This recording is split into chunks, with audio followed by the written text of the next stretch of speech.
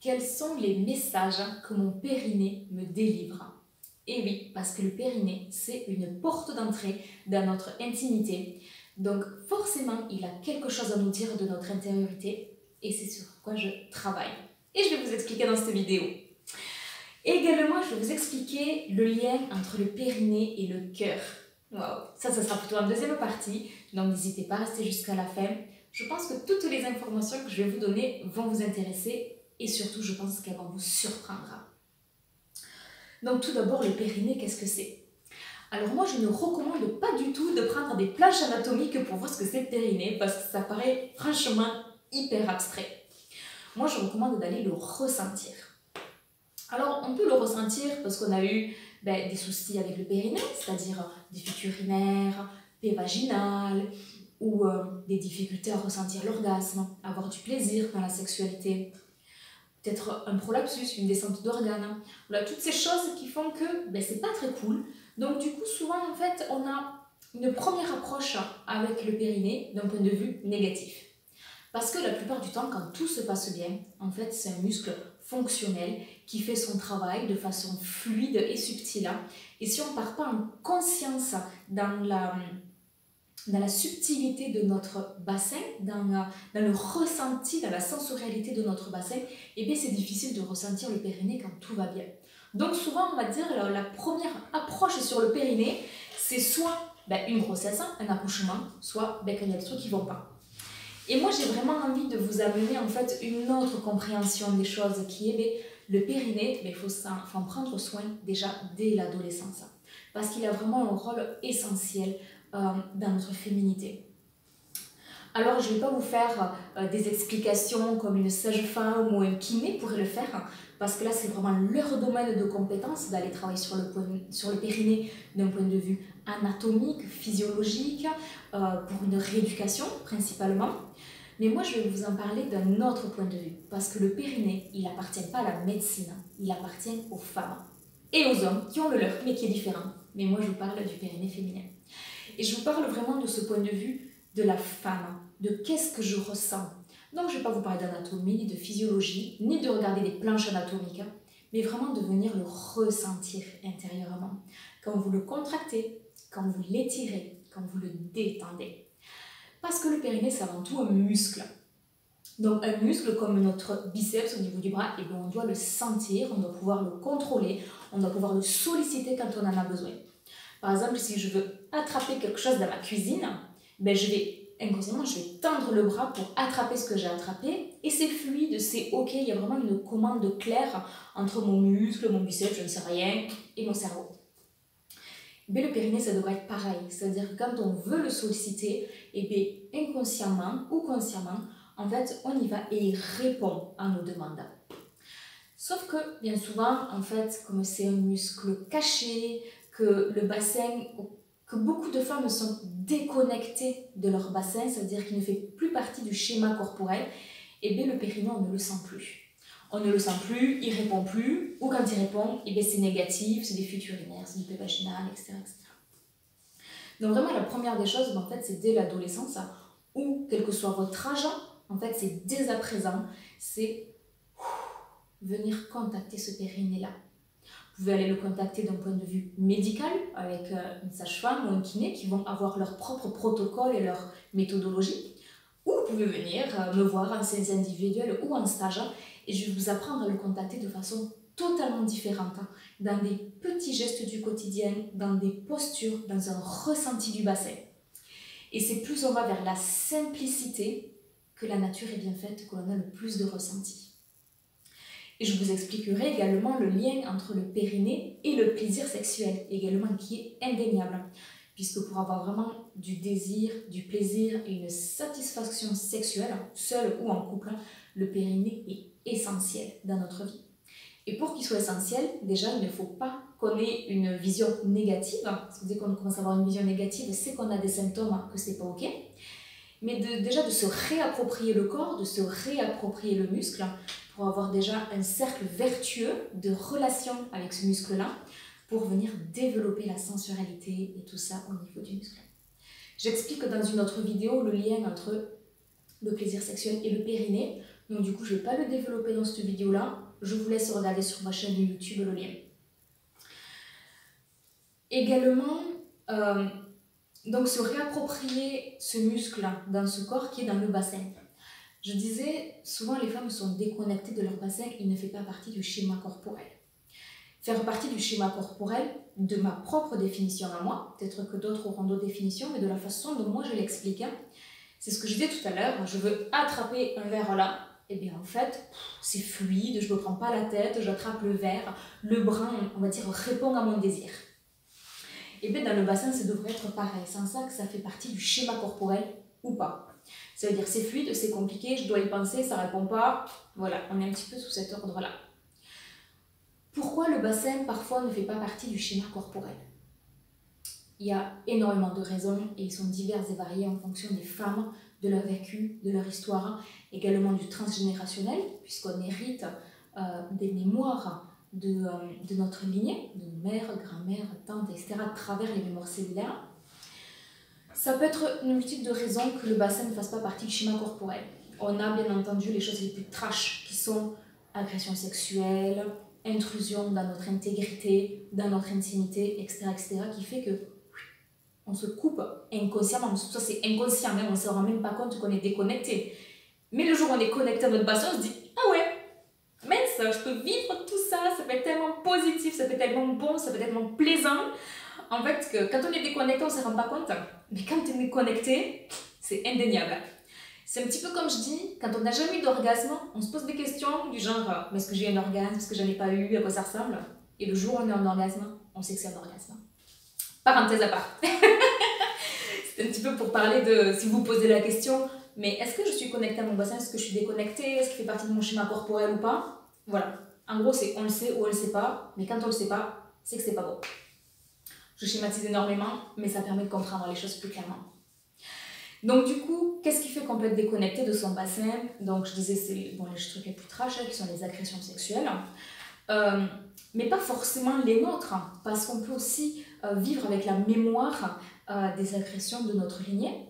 Ça, j'amènerai plus tard dans la deuxième partie qui est plus subtile de la relation au périnée. Et il y a également peut-être la perte d'un enfant qui fait qu'on se dit « Ah mince, avoir un enfant, c'est dangereux, je vais souffrir, il peut mourir. » Clac, on se déconnecte du bassin. Puisque dans le bassin, il y a tous nos appareils reproducteurs. On est fait pour se reproduire. Donc du coup, si inconsciemment, on n'a pas envie de se reproduire parce qu'on a peur de souffrir, clac, on se déconnecte du bassin. On a également des phénomènes qui peuvent être traumatisants, par exemple, visite chez une gynéco ou se sentir en insécurité. Donc du coup, comme le périnée, c'est une porte d'entrée, clac, on ferme à ce moment-là. Il y a toute une multitude de choses qui peuvent faire qu'on peut être déconnecté du bassin. Quelque chose qui est aussi très prenant, c'est que naturellement, les femmes, quand on marche, on a un balancier léger, subtil et naturel au niveau des hanches. Et toute petite, on nous dit, ne roule pas des fesses, sinon tu vas paraître pour coquine, une chaudière ou peu importe. Donc du coup, inconsciemment, clac, on rigidifie. Et le fait de rigidifier, et bien petit à petit, on se coupe de ce schéma corporel-là parce qu'on va oublier des sensations qui sont naturellement là quand on marche avec aisance, avec détente au niveau du bassin. Et encore une fois, quand on est tendu, on ne se rend pas compte. Mais quand on va dans la détente, on se dit « Waouh, comment je faisais avant, je ressentais rien, comment c'était possible de vivre comme ça ?» Voilà, c'est vraiment deux états totalement différents. Mais c'est quand on découvre l'un qu'on se rend compte qu'en fait on était un peu coincé dans l'autre. Quand je dis coincé, c'est vraiment au niveau du balancier, musculairement, dans l'aisance du bassin. Donc voilà, vous l'avez compris, il y a une multitude de choses qui fait que on peut être déconnecté du bassin et le périnée est quand même central, c'est un muscle central pour le mouvement. C'est également un muscle central pour l'ancrage, vraiment se sentir dans son alignement, droite, bien présente à soi. Donc là, c'était la partie un petit peu musculaire, un petit peu bassin du périnée. Là, je vais en venir à une autre partie qui est beaucoup plus subtile, que je suis sûre elle va vous surprendre, mais que vous risquez d'aimer. Le périnée, dans les médecines ancestrales, c'est également un grand centre énergétique. On appelle ça le chakra racine, le chakra premier. Ça dépend de la traduction de chaque médecine ancestrale. Mais c'est vraiment le point d'ancrage, le point d'entrée énergétiquement au corps.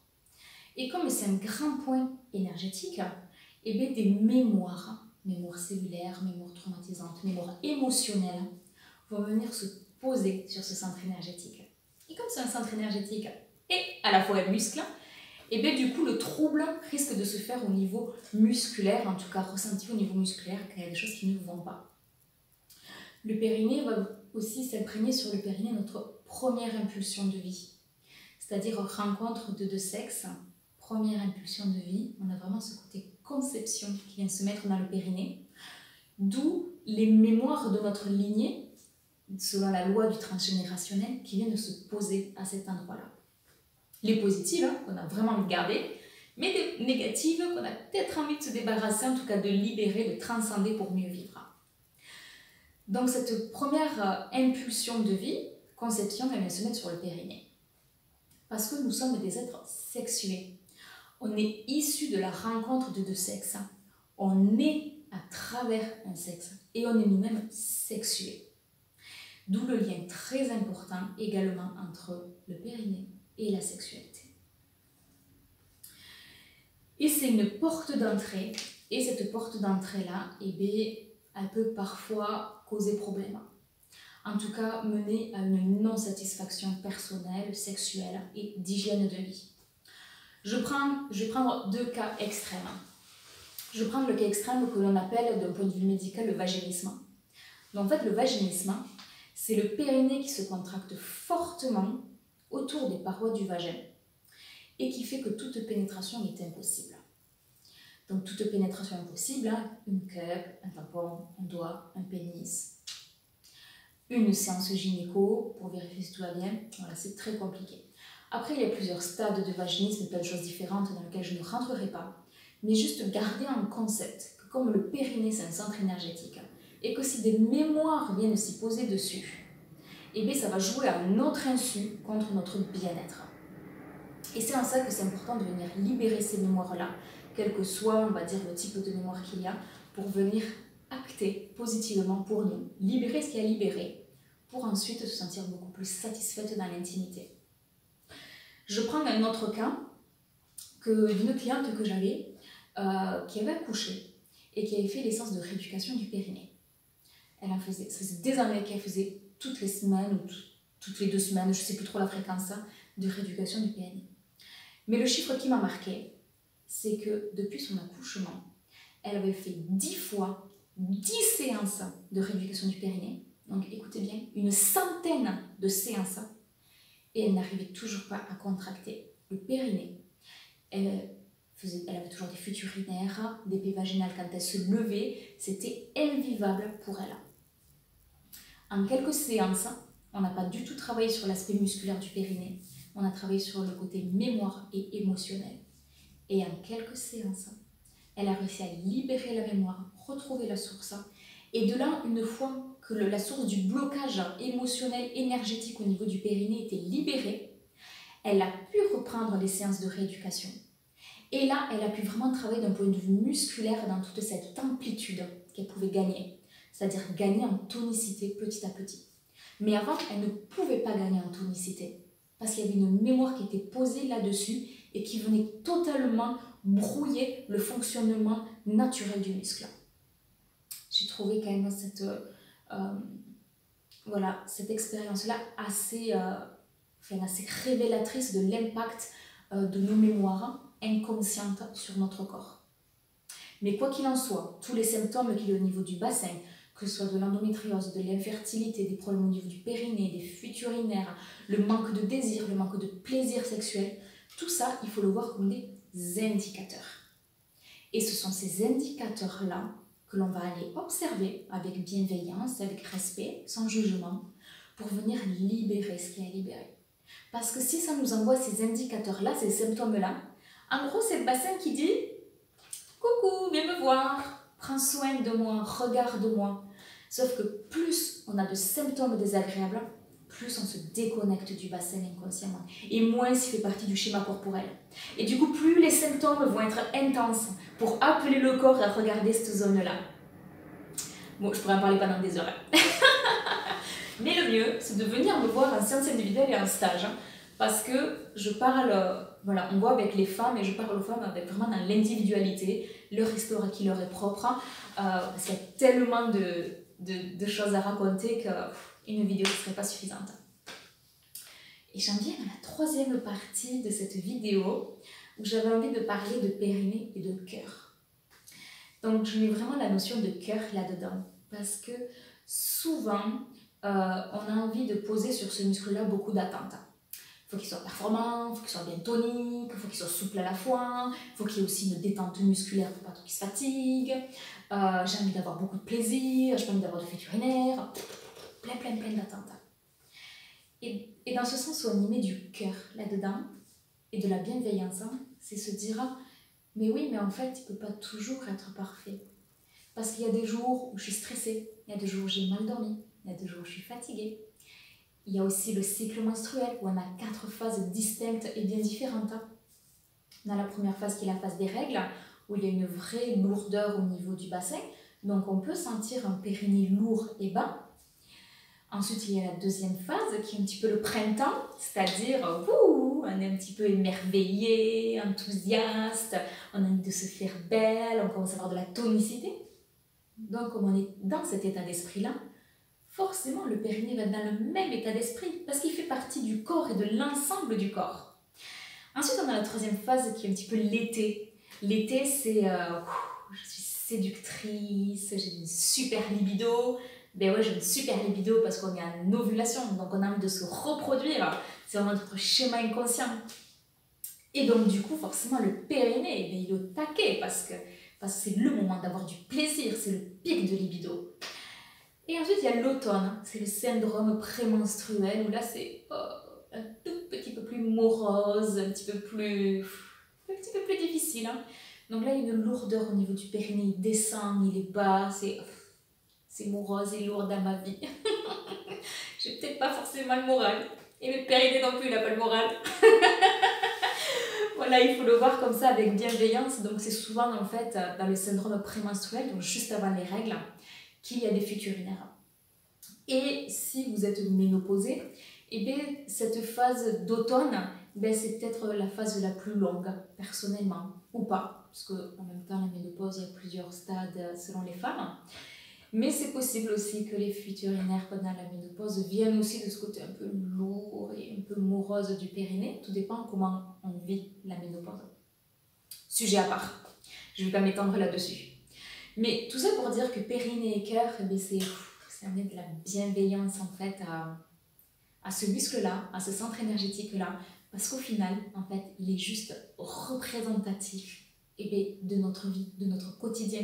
Quand on a un pic d'énergie à 4 heures de l'après-midi et qu'on n'est pas du matin, et que par exemple le matin on se dit « Ah, je vais mettre un œuf de yoni ou des boules de geisha », mais qu'on n'est pas du matin, et bien on a beau les mettre, elles vont peut-être pas rester. Mais c'est normal, parce qu'on n'est pas du matin, donc on n'est pas réveillé, donc le périnée n'est pas réveillé, donc il n'a pas envie de tenir l'œuf de yoni. Un exemple. Et quand on a un pic de libido à 4 heures de l'après-midi, parce que c'est le moment de la journée où c'est toujours explosif intérieurement, ben là on va avoir une autre tenue, un autre alignement. Et le périnée, c'est la base du bassin. Donc il va vachement jouer sur notre alignement personnel, la posture du corps. Waouh! J'en ai déjà beaucoup dit.